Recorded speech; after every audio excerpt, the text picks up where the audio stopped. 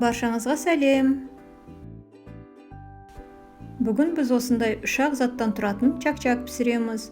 Бұл чак-чакты қонақ шақырған кезде дастарханға қойсаңыз, дастарханның көркін келтіреді.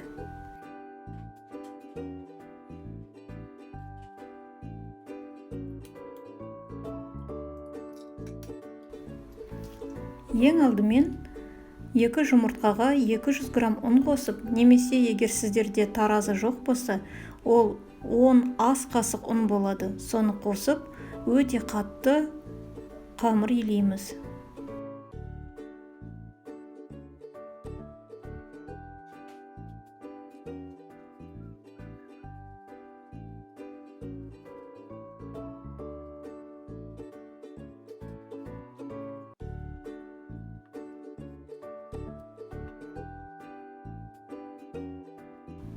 Қамырымыз осындай қатты болу керек.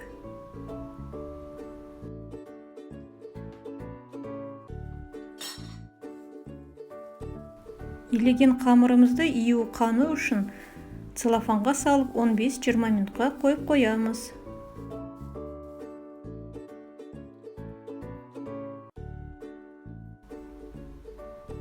Июі қанған қамырымызды өте жұқа етіп жаямыз.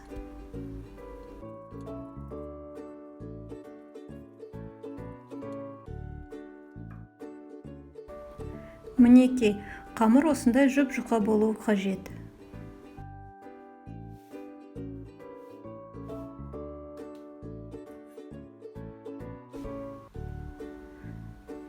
Қамырымызды оқтауға орап, 2-ге бөлеміз.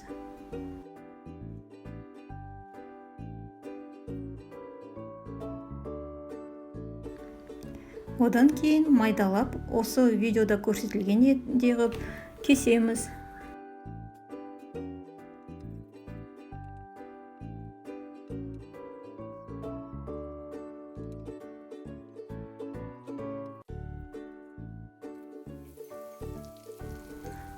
Алдын ала ысытылған майға қуырып аламыз қамырымызды. Чак-чакты осындай қазанға немесе биік ыдысқа қоруға кеңес етемін. Себебі қамырды салған кезде май көпіруі мүмкін.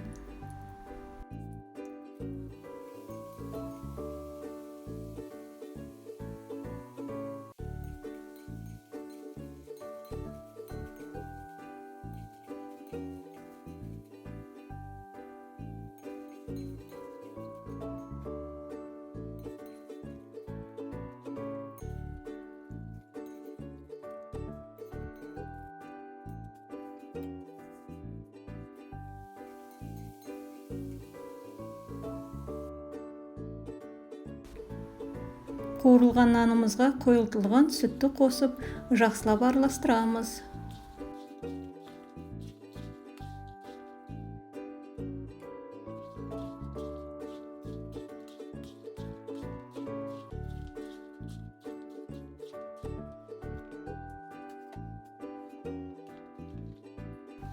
Дайын чак-чагымызды тарелкаларға саламыз.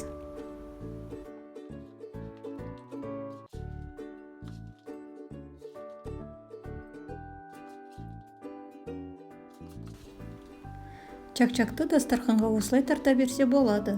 Бірақ мен өзімнің фантазиям бойынша чак-чактың бетіне майда күштен шоколад өткізіп септім.